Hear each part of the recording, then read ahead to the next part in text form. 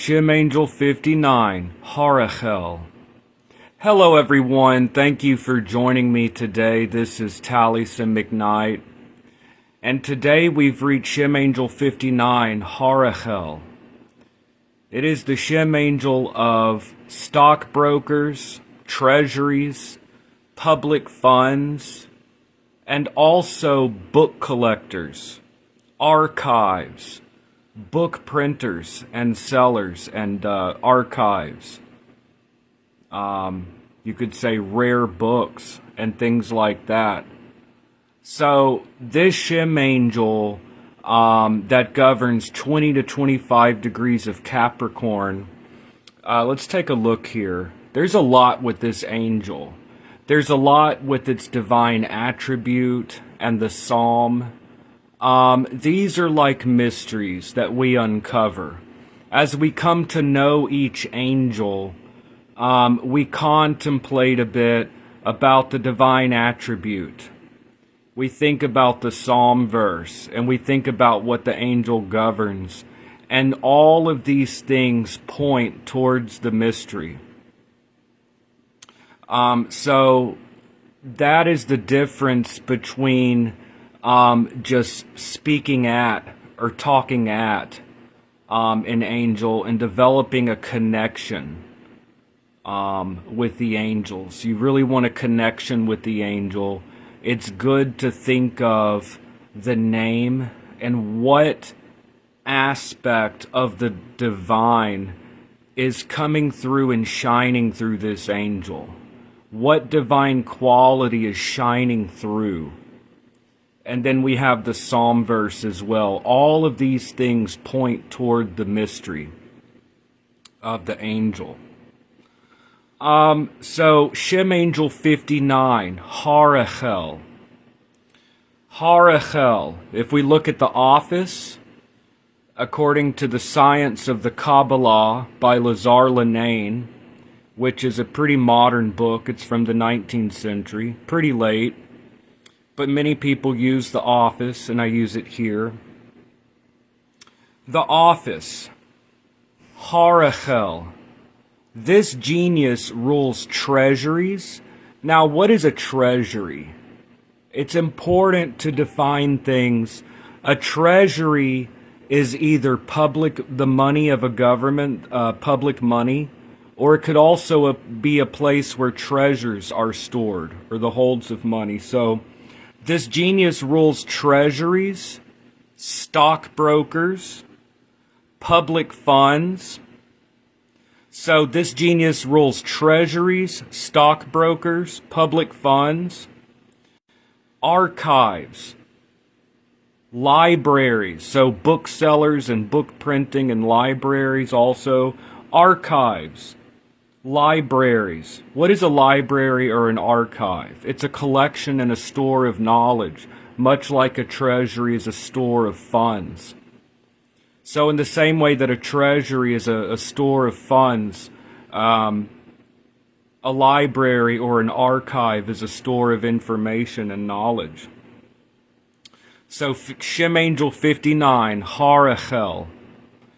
By the way, you may notice in the pronunciation, the second H. So it's spelled different ways in different sources, okay? We have the Hebrew of the angel name, which anyone could extract from Exodus 14, verses 19, 20, and 21. By putting these three verses from Exodus in Hebrew and switching around the second verse, the middle verse, it makes 72 columns. These 72 columns make the 72 names, or Shem, Ha, Mephiresh. The word Shem in Hebrew means name, and Mephiresh is like extended, or expounded, or elaborated. So Shem, Ha, Mephiresh is the extended name.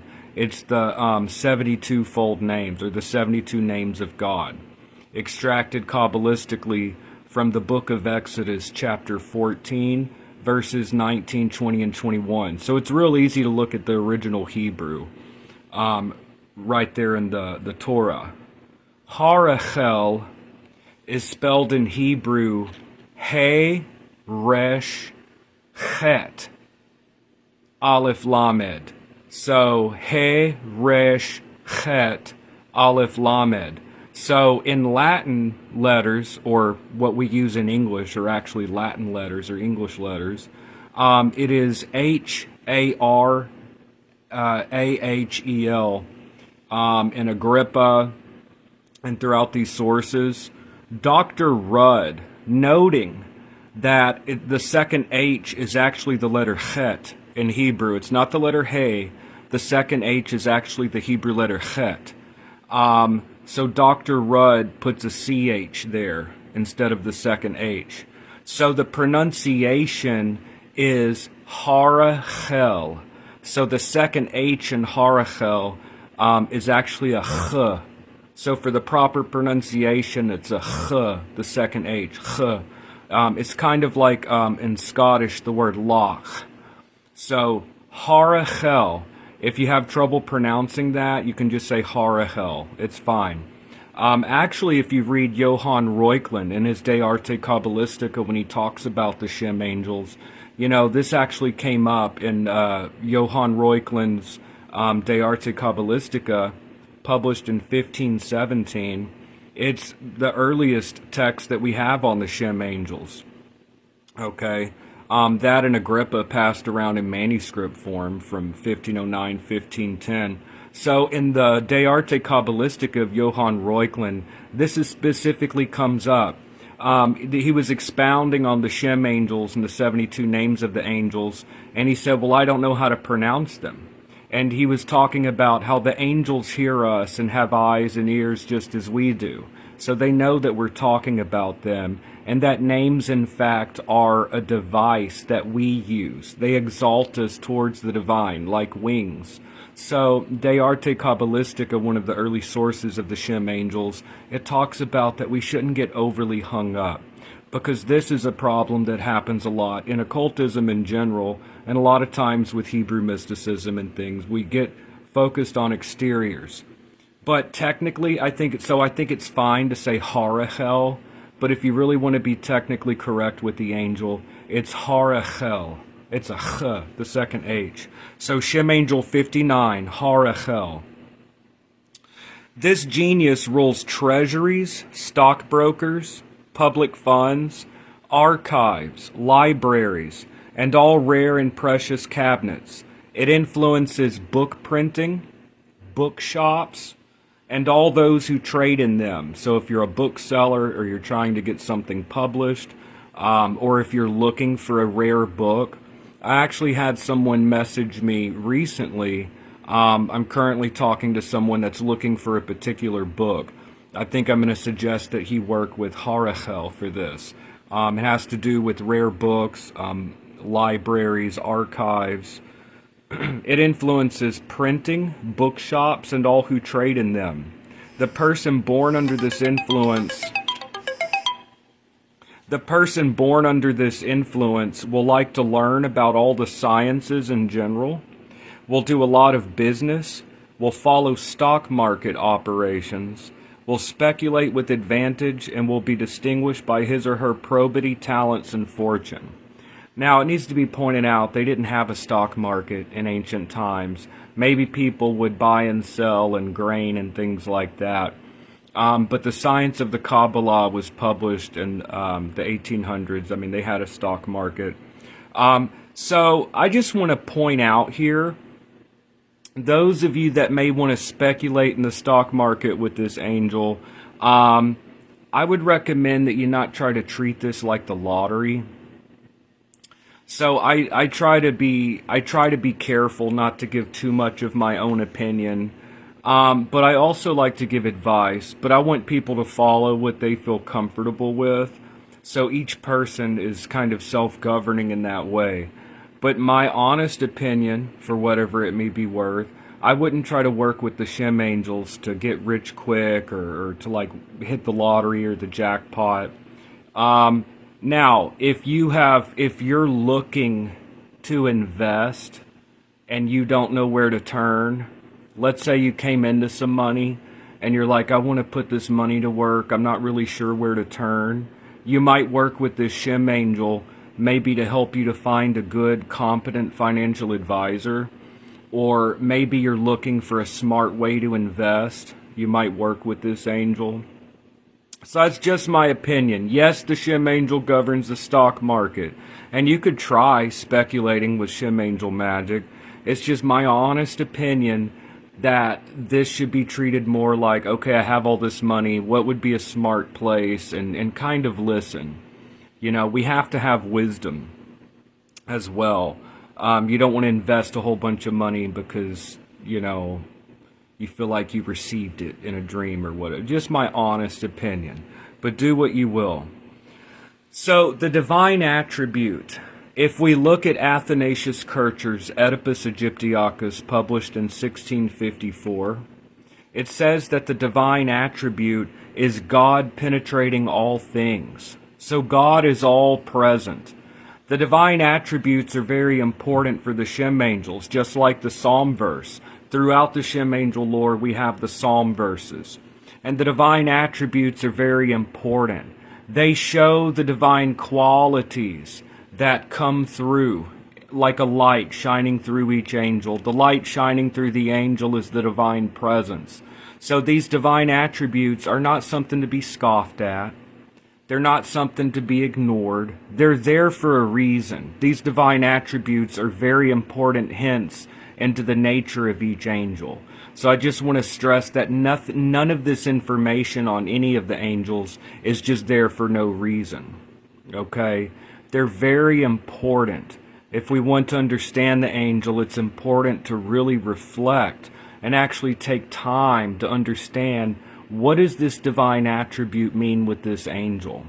If we're not looking at the divine attribute, then we're just kind of skimming through. We need to understand, what is the divine, that's very important. What is the divine quality expressed in this angel? God who penetrates all things, or God that is in and within everything. God is all present. God is in all things. So God penetrating all things. The Latin, let me pull this up here, Deus penetrans omnia, I think. Let me pull it up. Come on now. Deus omnia penetrans, God penetrating all things. So God is found throughout life. And one can say with this angel that God is even in the marketplace. God is within all things. So I think while working with this angel, I would recommend that people reflect on the omnipresence of the divine. I recommend that people working with this angel reflect on how God is present in everything. God is all present. God penetrating all things. The divine is just as much in the marketplace, and God is just as much in your interactions, your everyday interactions with people. God is present in your drive or commute to work or school. God is present with your rising out of bed and going to bed. God is present while you eat your meal. God is present. Often we sometimes get off track with that awareness and we get all into social media or whatever we're involved in. But God is present in each moment. God is as close as your own breath, always, at all times. So God penetrating all things. God is within all things. God is just as much in the marketplace and in our everyday interactions as God is present in prayer. So I would highly recommend that with this angel, HARAHEL, that people working with this angel try to become aware during this time of the divine presence, that God is all present. And in this way, you're not just saying the name of the attribute of the angel, you're actually contemplating the divine attribute of the angel and bringing it into everyday life. And in this way, Shem angel workings are not just getting things obtained that you need, which it is that too. It's also an increasing awareness of the divine presence as it acts throughout our lives.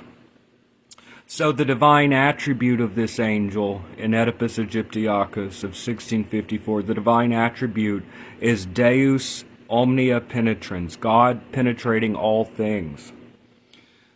The Psalm verse in the Masoretic text is Psalm, so we have the divine attribute, God penetrating all things. Next, we have the Psalm verse, which is another clue to the nature of the angel.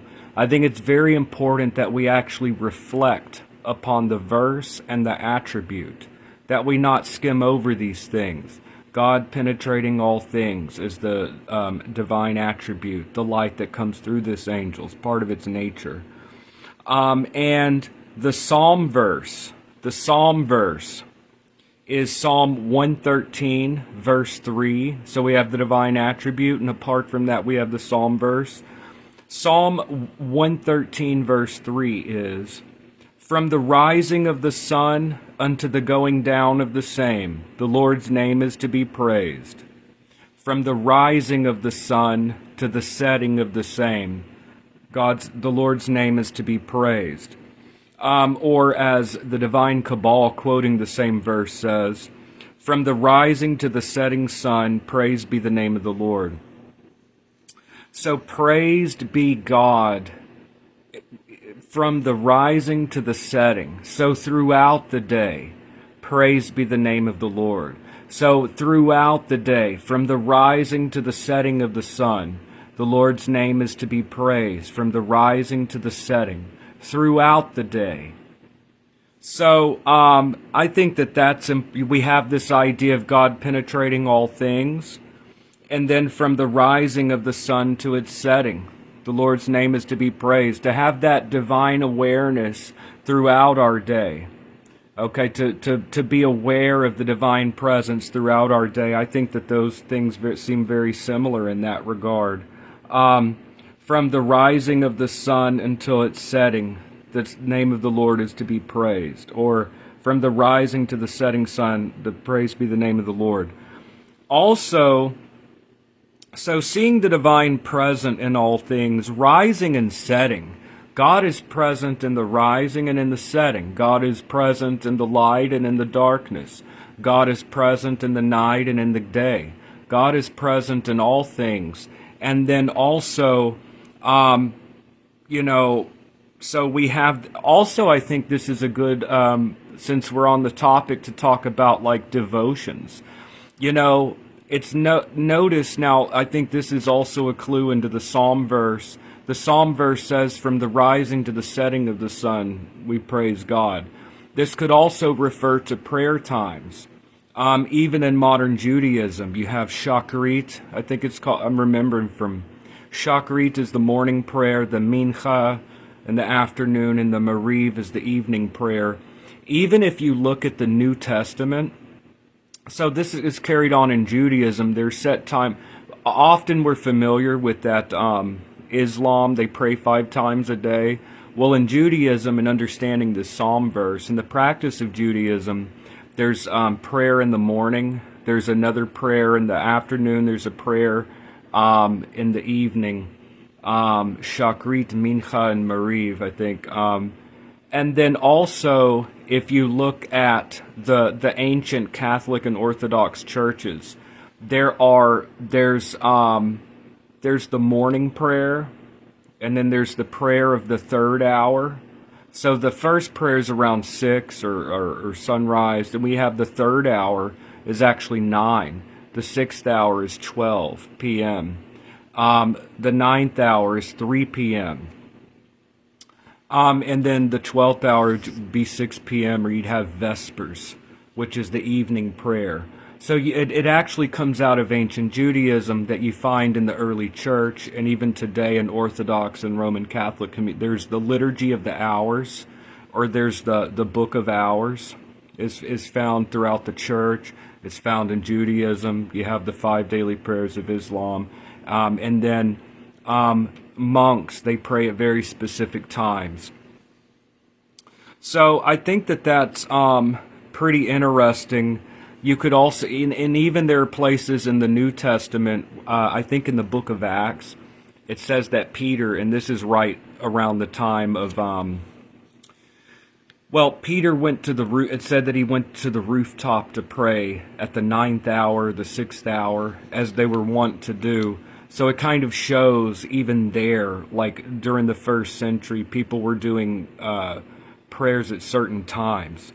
So I think that probably in this psalm verse, it's a reference to that also. From the rising to the setting sun, praise be the name of the Lord. So I think it's good to bring up also this idea. I don't think that people need to necessarily do this, but if they want to increase their connection with the Shem angels, I've talked about the prayer rope with the angels. A recitation of the name, attribute, psalm verse, name, attribute, psalm verse, name, attribute, psalm verse, 72 times. Doing this in the morning, the afternoon, and sunset. You're not asking for something 3 times a day. No, no. I recommend, let's say there's a 5-day period, I recommend ask for one thing in that 5-day period.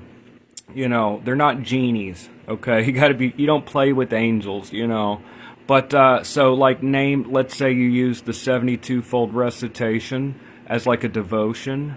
Then you would, like this example, name, attribute, psalm, verse. So your fingers on one bead or not.